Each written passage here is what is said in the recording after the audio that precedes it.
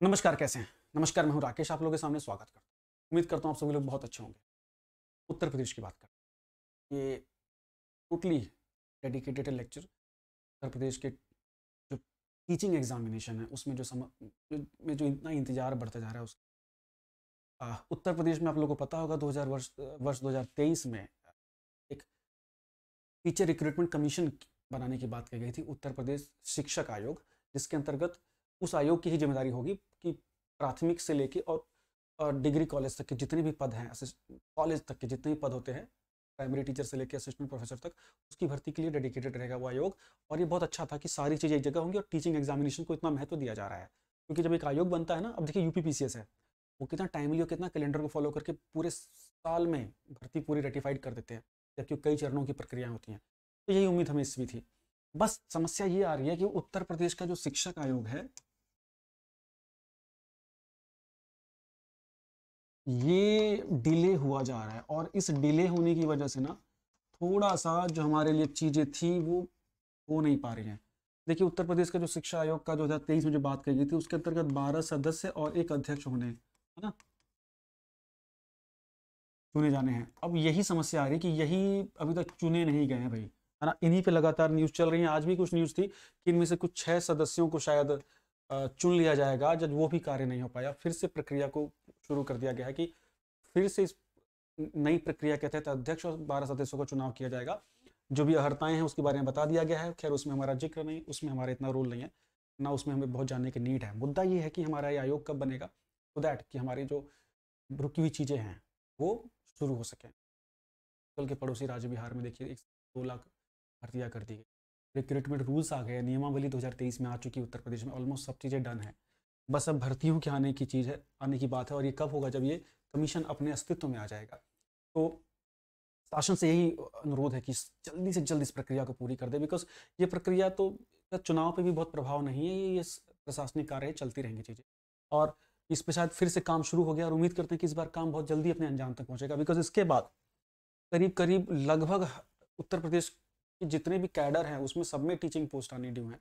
Primary में आनी है, सुपर टेट उसमें जूनियर में आनी है, फिर एडेड में है, यूपी टीजीटी पीजीटी 2022 की भर्ती होनी है, जीडीसी में आने की उम्मीद है। एलटी ग्रेड को तो पहले आयोग कराता था, फिर एलटी ग्रेड को भी यही कराएंगे, है ना। तो सारी चीज़ यहाँ फंसी हुई हैं। और दूसरी चीज़, एक और परिप्रेक्ष्य अगर आप देखें तो इस वर्ष का 2024 का जो ना जो लास्ट क्वार्टर होगा, अक्टूबर से दिसंबर, वो बता रहा हूँ इंपॉर्टेंट होगा आपके लिए। मुझे कुछ ऐसा नहीं कि मैं आपको गिमिक बता रहा हूँ या कोई खेज चीज़ें बता रहा हूँ। जैसा चीज़ें जा रही हैं उस प्रकार से मैं बता रहा हूँ कि इसमें अलर्ट रहना होगा आपको। वैकेंसीज आएंगी, ठीक, बल्क में भी आ सकती हैं, लिमिटेड भी आ सकती हैं, हमें नहीं पता। हमारे हमारे हाथ में एक्चुअली वो है भी नहीं। हमारे हाथ में क्या है, प्रिपरेशन के दौर में प्रिपरेशन को इंटैक्ट रखना है। बिकॉज प्राइमरी मान लीजिए अगर होता है, उससे पहले यूपी टेट होगा, और ऑफकोर्स मैं मानता हूँ कि जो सिंसियर बच्चे हैं यूपी टेट को यूँ कुचल देंगे, इतनी बड़ी रामायण नहीं यूपी टेट। तो यहाँ अलर्ट रहना होगा। इस समय मैं परीक्षाओं का स्वरूप देख सकता हूँ, है ना।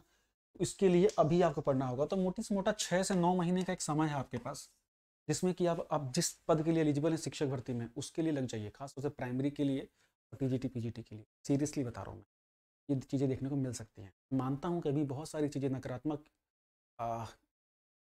चीज़ों की ओर इशारा कर रही हैं, लेकिन ये चीज़ें बदलने में समय नहीं लगता, बहुत जल्दी चीज़ें बदलती हैं। और सरकार जब उस पर आएगी ना चीज़ें, जब ये मैं बता रहा हूँ कि जब आयोग फॉर्मुलेट हो जाएगा, उसके बाद चीज़ें बहुत तेज़ी से आगे बढ़ेंगी। तो मुद्दा ये है कि जब आपके पास फॉर्म भरने के बाद 1.5 से 2 महीने का समय रहेगा, तो आप कुछ भी नहीं कर पाएंगे अगर आप उस समय प्रिपरेशन शुरू करेंगे तो प्रिपरेशन में लगे रहिए। हाँ, मैं मानता हूँ कि अभी थोड़ा आयोग के गठन में समय लग रहा है, लेकिन ये इतनी बड़ी प्रक्रिया है या इतना स्पेसिफिक ये एक कमीशन है जो कि देश में अपने आप में पहला होगा, तो शायद इसमें थोड़ी सी सावधानी बरती जा रही है और होना भी चाहिए। लेकिन इसके बदौलत आपको समय मिल गया है, तो ये फ्रस्ट्रेट नहीं होना कि 5 साल में भर्ती नहीं आई, क्या होगा क्या होगा। नकारात्मक बातों से मत उलझिए, आप सीधे सीधे अपने कार्यों पर लग जाइए। नेक्स्ट वीडियो में मैं उत्तर प्रदेश की जो एडिट सॉरी आपके जूनियर की और प्राइमरी की वैकेंसी, उसका पूरा सिलेबस बता दूंगा। फिर पढ़ना शुरू करना होगा। इसके साथ साथ जो भी भर्ती आई हुई है, जैसे भी DSSB की आई है, वो अगर उसने फॉर्म फिल किया है तो करो। लगभग सबका ही सिलेबस लगभग एक जैसा ही है, बहुत ज़्यादा कुछ डिफरेंस है नहीं। अब लोग गिमिक बांटे तो अलग बात है, लेकिन जो चीज़ें आपके हाथ में है उसको तो करते रहिए। जो सरकार के हाथ में वो हमारे बस में नहीं है, वो सरकार करेगी, जब भी करेगी। लेकिन जब सरकार आपको मौका दे तो आपको फिर पछताने की स्थिति ना रहे, है ना। ये देखिए जब भर्तियाँ आती हैं तो मेरे में खास तौर से चीज़ें बहुत ज़्यादा जल्दी होती हैं, इसका ध्यान रखिए। चैनल पहली बार है तो सब्सक्राइब कर लीजिए। टीचिंग रिलेटेड एग्जाम के लिए ये बहुत ऑथेंटिकेट जगह है। टीम विद राकेश का हमारा एक बड़ा भी चैनल है, वो भी देख लीजिएगा। ये नेक्स्ट टीचर छोटा चैनल है जो सिर्फ डेडिकेट किया गया है टीचिंग। तो यहाँ चैनल को सब्सक्राइब जरूर करिएगा और टेलीग्राम ग्रुप को जरूर ज्वाइन कर लीजिएगा। टीम विद राकेश सर्च कीजिए, वो आपको मिल जाएगा। ठीक है, जो भी आपको अपडेट होगा, तभी जो भी आपको जेन्युइन अपडेट होगा मैं वही दूंगा।